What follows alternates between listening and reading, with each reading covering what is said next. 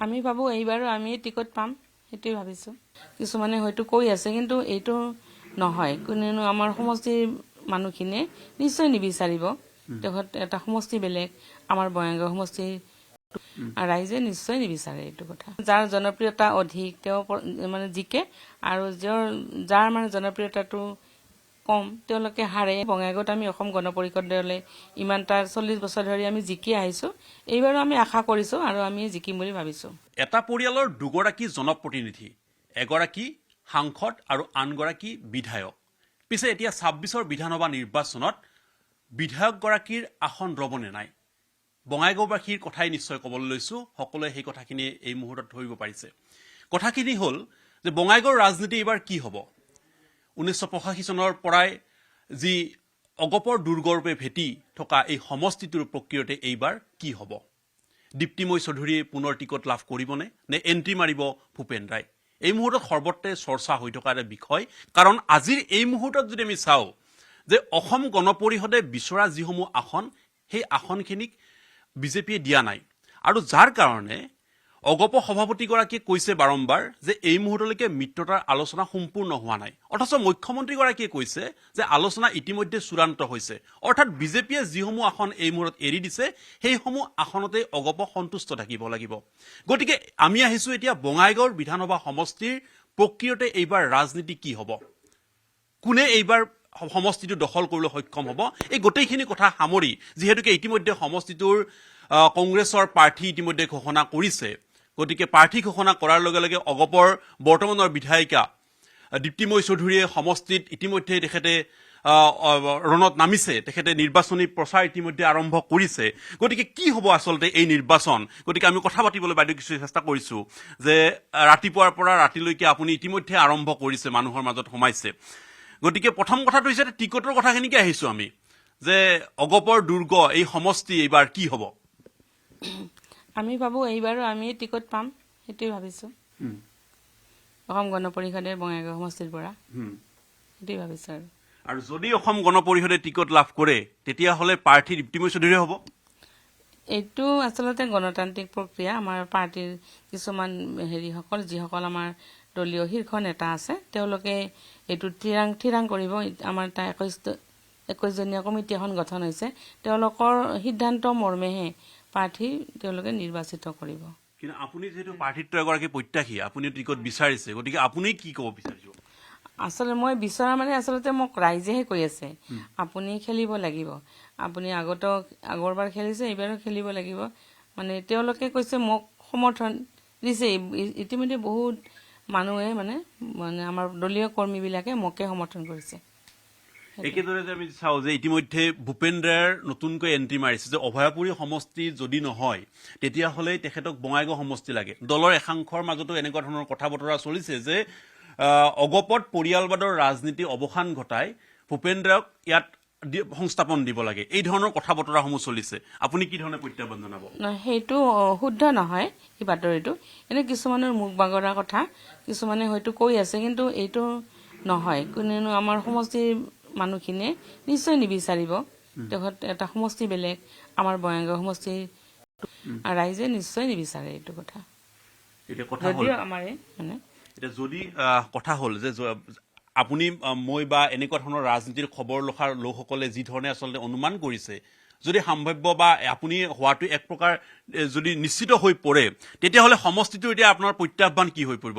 দীঘলীয়া সময় আপুনি এই সমষ্টিটোত অগপৰ দুৰ্গ ভেটি আছে অগপৰ বিধায়ক আছে এই সমষ্টিটোৰ এতিয়া প্ৰত্যাহ্বান কি হৈ পৰিব প্ৰত্যাহ্বানটো প্ৰত্যেকটো নিৰ্বাচনতে প্ৰত্যাহ্বান থাকিবই এটা নিৰ্বাচনত এজন দুজনকৈ 7-8জন মান সদায় থাকে প্ৰত্যেক নিৰ্বাচন থাকে বঙাইগাঁৱতো নিশ্চয় থাকিব তাতে মানে যাৰ জনপ্ৰিয়তা অধিক তেওঁ মানে জিকে আৰু যাৰ মানে জনপ্ৰিয়তাটো কম তেওঁলোকে হাৰে এনেকুৱা থাকে আমাৰ ইয়াতো তেনেকুৱাই হ'ব কিন্তু প্ৰতিবাৰে বিশাল ভোটত আপোনালোকে জয়লাভ কৰি আহিছে জয়লাভ কৰি আহিছো আমাৰ মই উপ নিৰ্বাচনত জয়লাভ কৰিলো বাকীখিনি সময় আমাৰ মাননীয় সাংসদ ডাঙৰীয়া বিধায়ক হৈ আছিলে তাৰপিছত তেওঁ জিকিছিলে ইতিমধ্যে কংগ্ৰেছৰ প্ৰাৰ্থীও ঘোষণা কৰা হ'ল কংগ্ৰেছৰ প্ৰাৰ্থী ঘোষণা কৰাৰ লগে লগে এক প্ৰকাৰ ক'ব পাৰি যে তেখেতসকলে ক'ৰবাত নহয় ক'ৰবাত প্ৰাৰ্থিত্বৰ তালিকা ঘোষণাৰে এখোজ বা দুখোজ আগবাঢ়িছে যিটো কথা ধৰক আপুনি এই মুহূৰ্তত অনিশ্চয়তা কোন প্ৰাৰ্থী হ'ব এই কথাসমূহ যিহেতুকে ৰাইজৰ মনত প্ৰশ্ন আছে, গতিকে ক'ৰবাত নহয় ক'ৰবাত এখোজ আগবাঢ়িছে।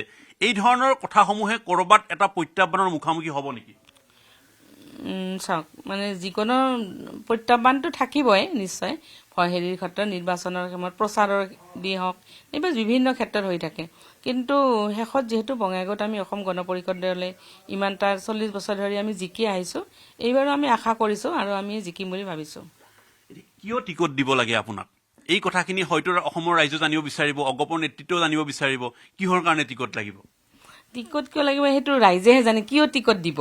হয়, এইটো মোক আপুনি সুধিছে টিকট মোক কিয় লাগিব, আৰু আমাৰ যিসকল সমৰ্থক তেওঁলোকে এইটো ভাবিছে আমি কিয় টিকট দিম, সেইটো কথা। তেওঁলোকে মোক কিয় টিকট দিব, এইটো তেওঁলোকেহে উত্তৰটো দিব পাৰিব।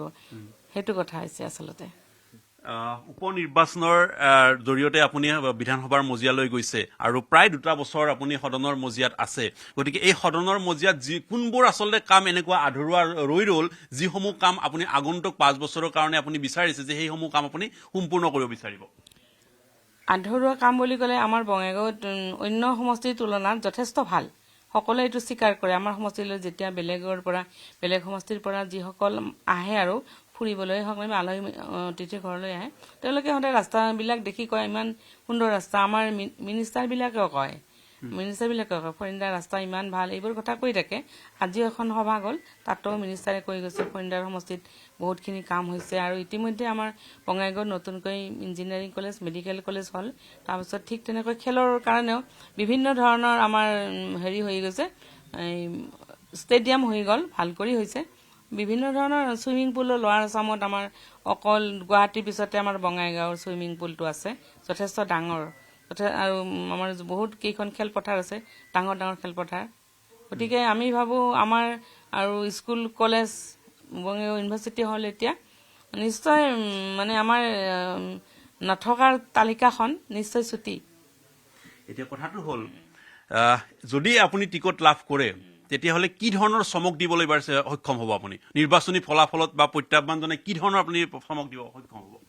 চমক বুলি নহয়, আচলতে ৰাজনীতিটো এটা সেৱাহে বস্তুটো, মানে ৰাইজৰ সেৱা কৰিম বুলি নিশ্চয় ওলাই আহে।